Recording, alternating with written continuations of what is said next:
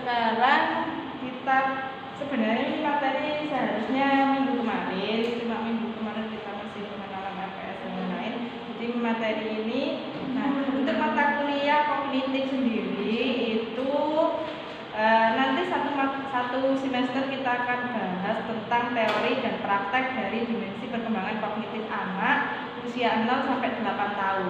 Jadi memang sebenarnya secara teori yang dikatakan PAUD atau pendidikan anak usia dini itu kan 0 sampai 8 tahun. Hanya di Indonesia yang menganut 0 sampai 6 tahun. Kenapa? Karena di Indonesia itu pendidikan formal, terutama pendidikan formal itu ada jenjang atau tingkat pendidikannya.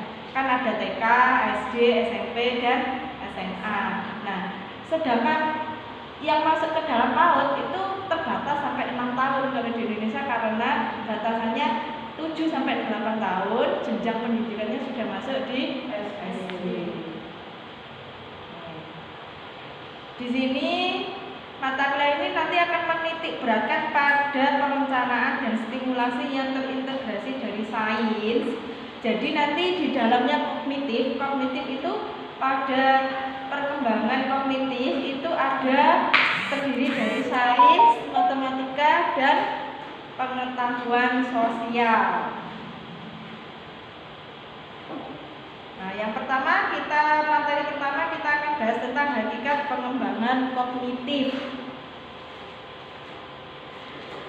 Kognitif itu adalah kemampuan berpikir secara abstrak atau terman. Jadi kognitif itu lebih kepada, kalau bahasanya kognitif itu adalah kemampuan berpikir seseorang, kemampuan berpikir manusia.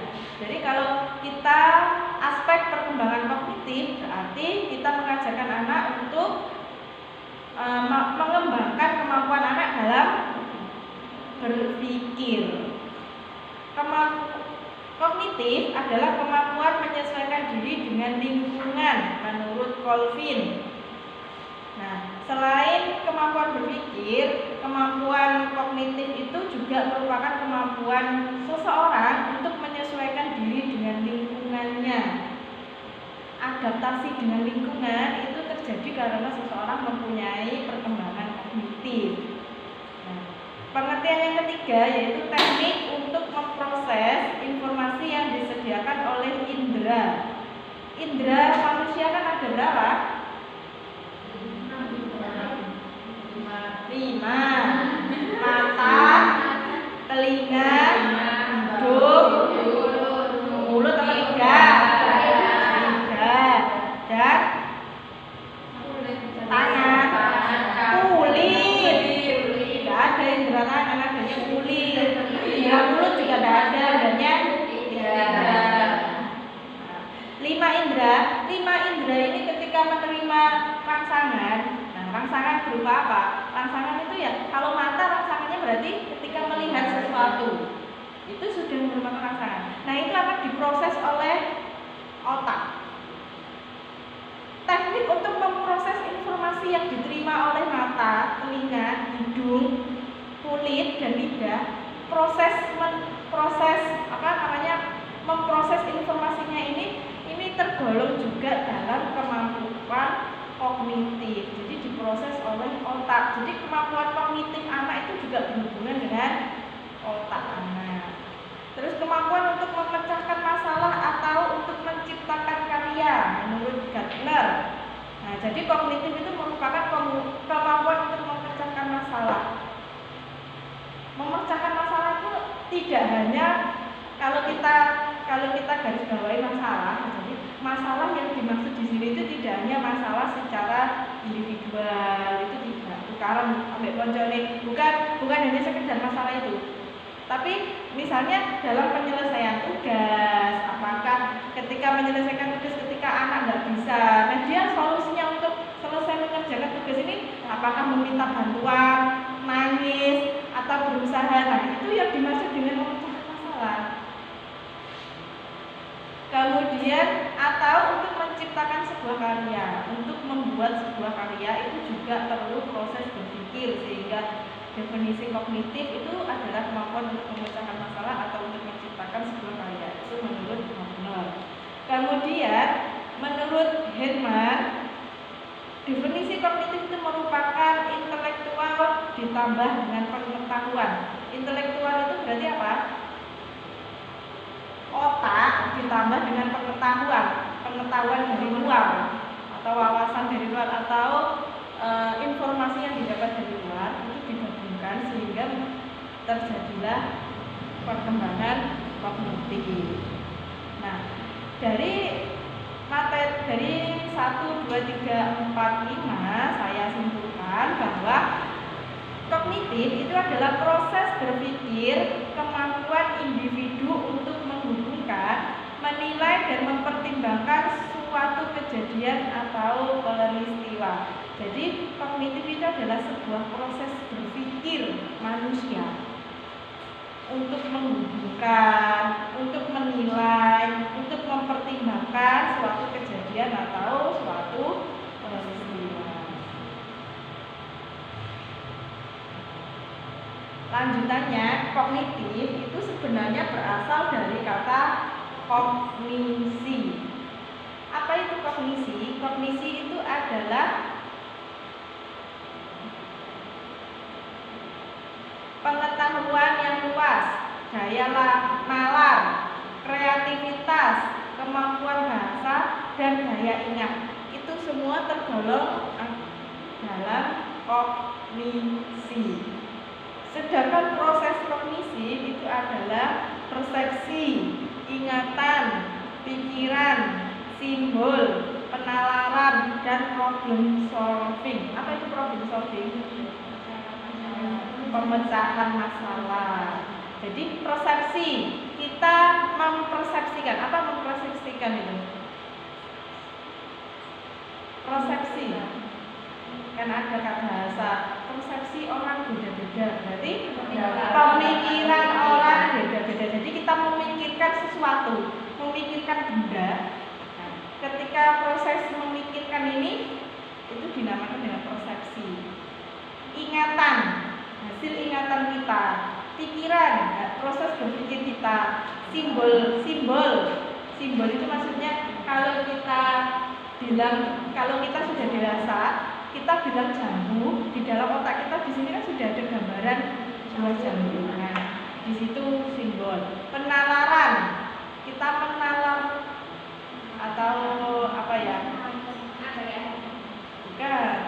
Menalar itu bukan mengandai-andai. Menalar itu misalnya kejadian hari ini dijelaskan. Maksudnya misalnya hari ini kegiatanku apa namanya? Membuat susunan perencanaan, merencanakan. Pertama, kedua, menalar itu mengkaitkan suatu kejadian dengan kejadian lain. Dan problem solving atau pemecahan masalah. Terus berikutnya, trait of intelligence. Jadi intelijensi, kemampuan berpikir seseorang. Kognitif adalah kemampuan mental yang menunjukkan tingkah laku kognitif. Yang termasuk ke dalam tingkah laku kognitif itu adalah ada kontekstual intelligence, mampu beradaptasi terhadap perubahan lingkungan dan mengubah lingkungan untuk mengoptimalkan peluang dan memecahkan masalah. Kemudian experiential intelligence, mampu merumuskan ide-ide baru dan mengkombinasikan fakta-fakta yang tidak berhubungan serta mampu mengatasi masalah baru secara otomatis. Kemudian komponensial intelligence, mampu berpikir abstrak, memproses informasi dan menentukan kebutuhan apa yang akan diperoleh. Nah, ini semua termasuk ke dalam pengertian kognitif. Sudah paham aspek perkembangan kognitif itu apa? Kalau untuk di PAUD yang dimaksud dengan perkembangan kognitif itu ya kegiatannya apa? Kegiatannya yang bisa anak-anak itu berpikir, untuk mengacu anak untuk berpikir berpikir, memecahkan masalah. Jadi kegiatan-kegiatan untuk memecahkan masalah, kemudian kegiatan-kegiatan penalaran. Ketika anak harus menghubungkan suatu kejadian dengan kejadian lain, misalnya kenapa kok ada siang, kenapa kok ada malam, nah, itu namanya penalaran. Kemudian apalagi sebab akibat, aspek kognitif affect brain. Yang pertama ada konsentrasi, kemampuan memusatkan pikiran pada suatu masalah yang dipecahkan. Yang kedua ada adaptasi, kemampuan mengadakan penyesuaian terhadap masalah yang dihadapi. Kemudian yang ketiga ada sikap kritis, kemampuan mengadakan kritik dan belajar dari kesalahan yang dilakukan. Ini bagian-bagian dari aspek kognitif. Jadi aspek kognitif itu ada konsentrasi, ada adaptasi, dan ada sifat kritis.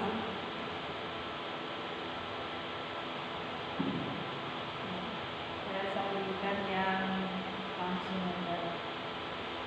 Nah, ciri-ciri anak berbakat dalam kognitif menurut Renzulli. Yang di sini yang pertama ada mudah menangkap materi. Anak-anak yang mudah sekali menangkap materi berarti di sini merupakan salah satu ciri dari anak berbakat secara kognitif.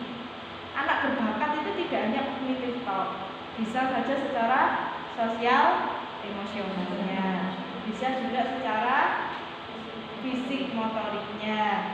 Berbakat secara fisik motorik apa? Seperti apa? Atlet. Nah, itu berbakat secara fisik motorik. Kemudian ingatan baik, mudah mengingat, kosakatanya luas. Jadi anak-anak yang cerewet itu sebenarnya lebih baik, lebih berbakat secara kognitif daripada anak-anak yang pendiam. Tapi seorang orang tua sama guru itu lebih suka anak yang pendiam. Padahal secara kognitif, secara kognisi itu lebih berbakat anak yang cerewet, yang banyak tanyanya, yang banyak ngomongnya. Itu kosakatanya dia akan lebih banyak, lebih luas daripada anak yang hanya diam saja.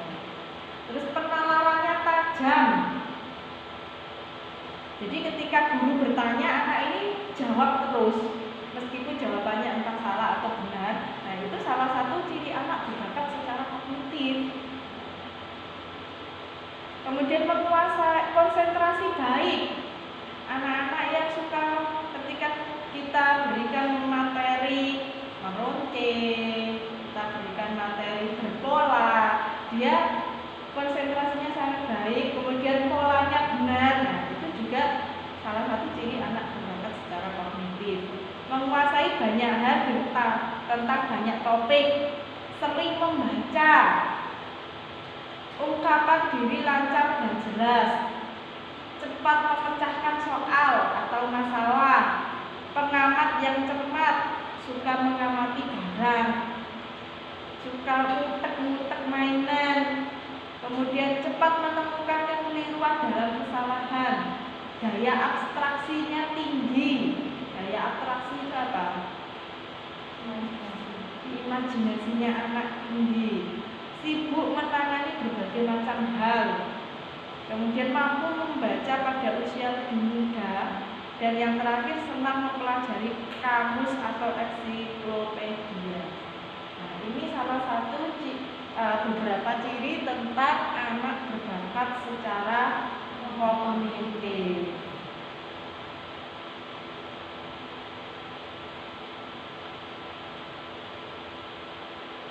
Pentingnya pengembangan aspek kognitif anak. Pengembangan daya persepsi berdasarkan apa yang dilihat, disimak, dirasakan sehingga memiliki pemahaman itu. Jadi kenapa kok di PAUD itu ada aspek perkembangan kognitif? Karena untuk mengembangkan kognitif itu sangat penting. Bahasa, anak bisa berbicara, anak bisa membaca, anak bisa menulis, itu awalnya juga dari kognitif. Dari anak itu menalar ketika melihat huruf A, B, dia terus dibawa ke proses berpikir, kemudian digandeng, kalau B digandeng A jadi bunyinya ba. Nah, itu dari proses kognitif. Kalau secara kognitif dia kurang, atau kalau istilah penilaian itu kurang mampu atau kurang berkembang, maka secara segi bahasa juga akan kurang berkembang. Jadi perkembangan bahasa dan kognitif ini saling berkaitan. Ketika perkembangan bahasa anak lemah, dia banyak pendiam, nggak banyak tanya, maka proses kognitif anak juga tidak terlalu baik. Dua perkembangan ini saling berkaitan.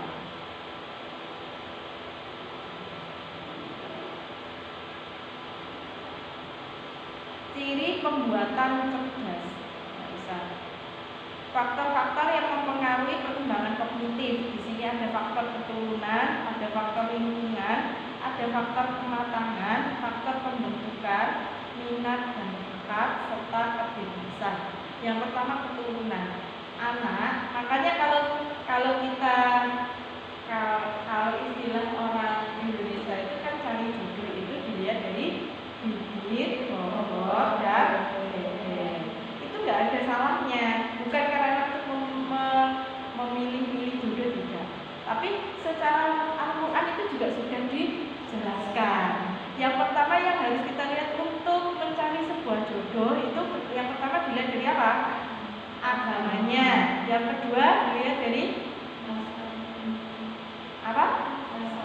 Nasabnya. Apa itu nasab? Dijelaskan dari keturunannya. Keturunannya dari orang tuanya.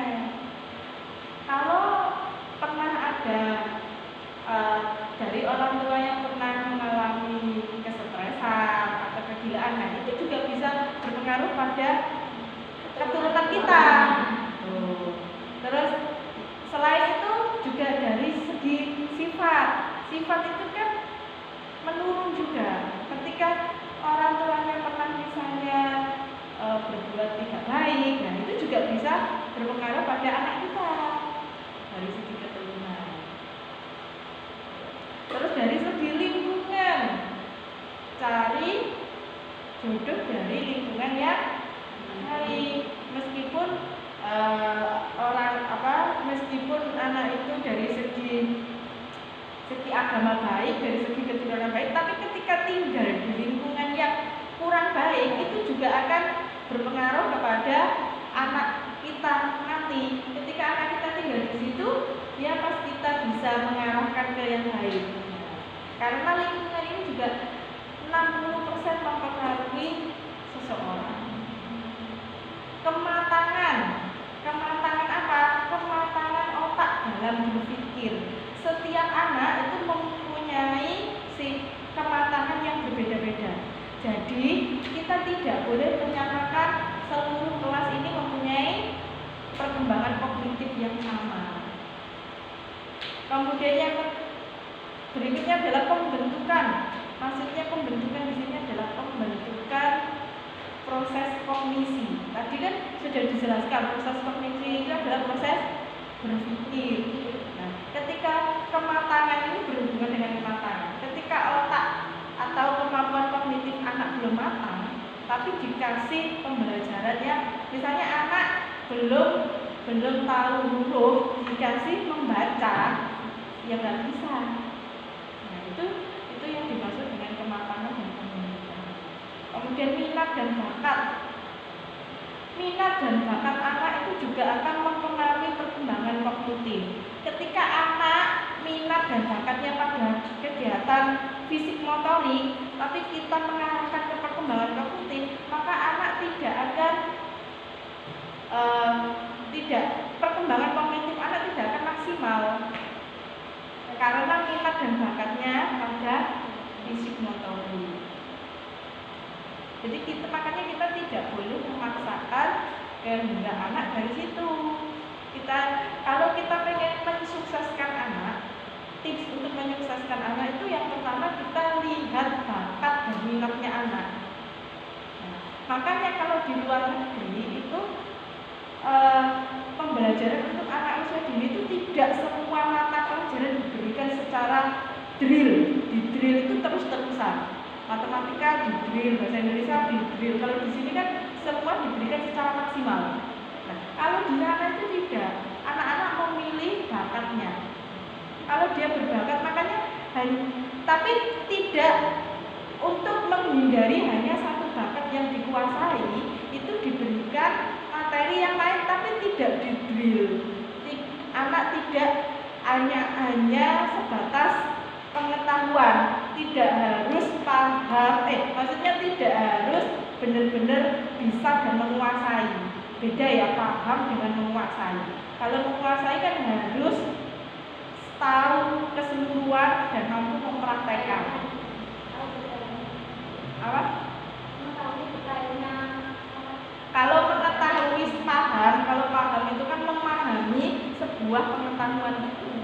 Tapi kalau menguasai, ya dari segi prakteknya, dari segi jadi kalau di Indonesia saya ingat betul itu waktu saya sekolah itu guru saya kan tidak pernah membedakan murid-muridnya mana yang minat di matematika, mana yang minat di enggak. Jadi semuanya di drill. Misalnya tugas akhir mata pelajaran biologi menghafal seluruh seluruh nama-nama tulang dan seluruh rangkaian tulang manusia dan nama latinnya. Padahal satu kelas ini ada yang tidak berbakat dalam segi biologi, dia berbakatnya ke hitungan. Nah itu tidak dilihat. Dia menganggap bahwa semua satu kelas ini kemampuannya sama. Nah itu yang seharusnya dihindari dari mulai sekarang. Apalagi di guru PAUD. Guru PAUD itu tidak boleh mempunyai persepsi di otaknya bahwa satu kelas anak itu mempunyai kemampuan yang sama semuanya, mempunyai minat yang sama semuanya, mempunyai bakat yang sama semuanya. Tidak boleh. Itu harus dihindarkan mulai sekarang. Kenapa? Karena anak satu persatu itu berbeda. Dari segi minat berbeda, dari segi bakat berbeda, dari segi kemampuan dan kematangan aspek perkembangannya juga berbeda.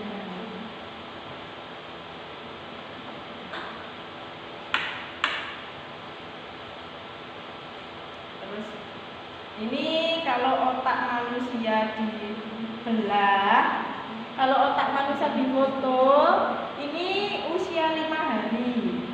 5 hari masih seperti ini, 2 bulan sudah sebesar ini, 1 tahun sudah lengkap, dan 28 tahun sudah membentuk seperti ini otak manusia.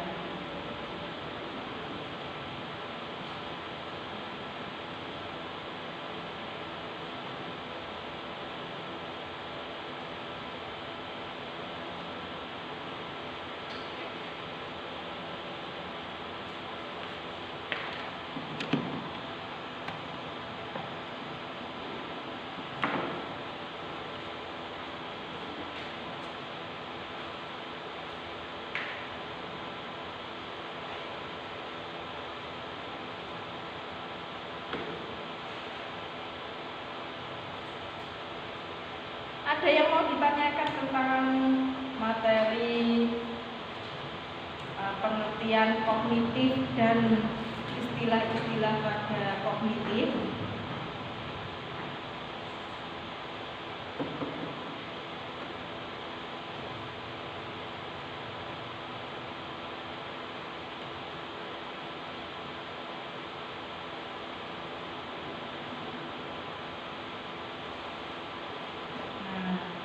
Ada beberapa teori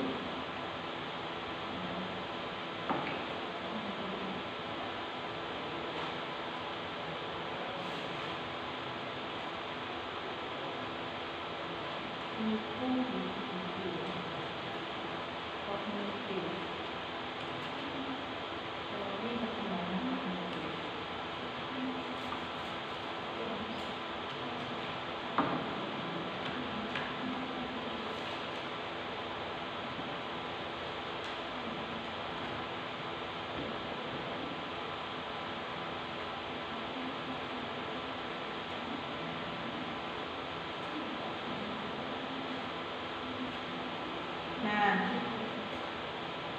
kelihatan ya.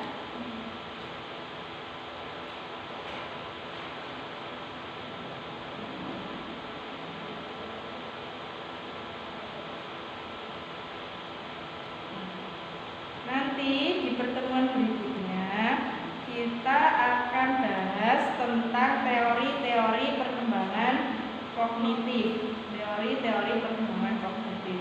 Nah, teori-teori perkembangan kognitif di sini kita bagi menjadi, ini adalah beberapa tokoh-tokoh teori, tokoh-tokoh penemu teori-teori perkembangan kognitif.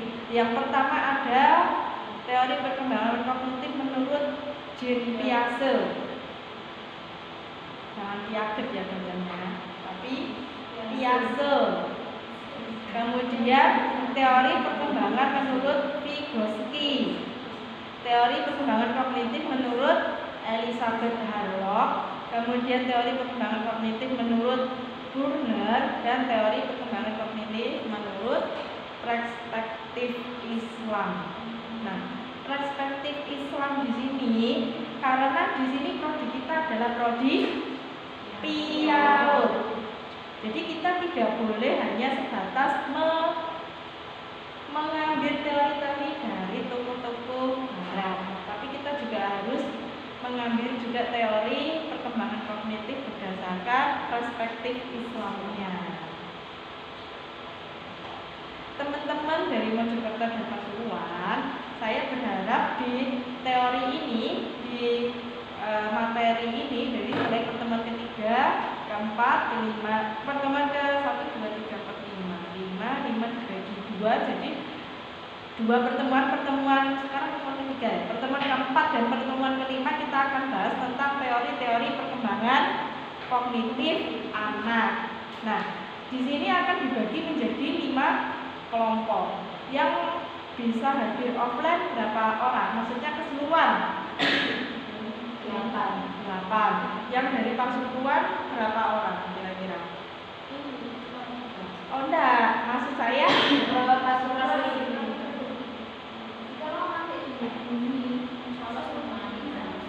enggak, maksudnya total jumlah mahasiswanya dilihat aja di sini di grup WA.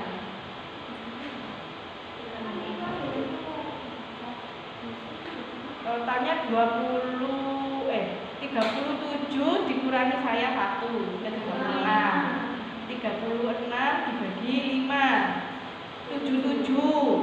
Berarti yang dari Mojokerto ini maksudnya yang bisa offline itu 1 kelompok.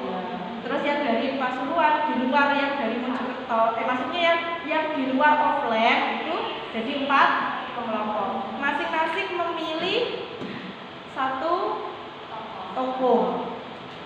Dijelaskan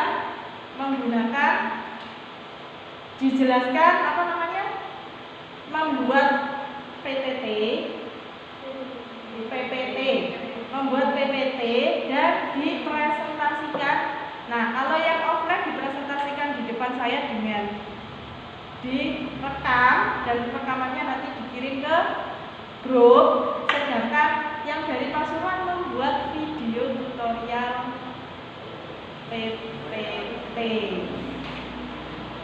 Kalau seandainya masuk pas presentasi itu gimana? Oh boleh, bisa.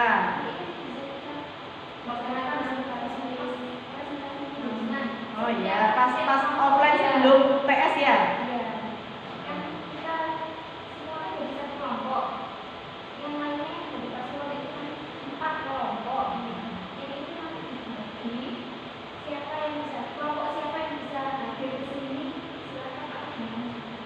Jangan, kasihan kalau hadir di sini di luar agenda dari kampus, mereka kena biaya sendiri. Jadi bisa menggunakan video pembelajaran, mereka membuat video menerangkan seperti di YouTube-nya Bu Susi, seperti itu kan bisa. Diwakili oleh 1 atau 2 orang. Dan tidak harus semua kan? Nah, 1 atau 2 orang mewakili 1 kelompok itu. Nah, atau bisa juga, tapi saya juga kan belum tahu, prodi menjadwalkan kembali kalian offline ke seluruh pertemuan kapan kan belum tahu juga. Takutnya nanti sudah pertemuan di luar 4 dan 5.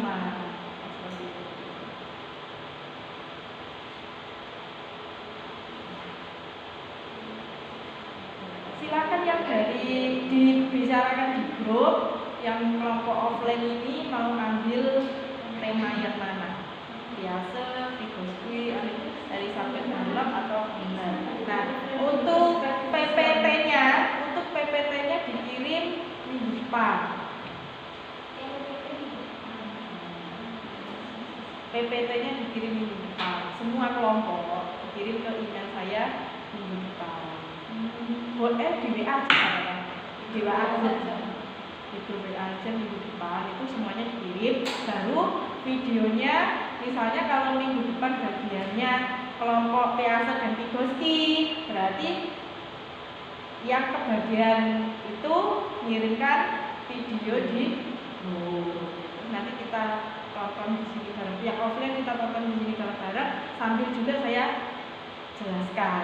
Nah, waktu saya menjelaskan di video lagi biar tahu mahasiswa yang semua.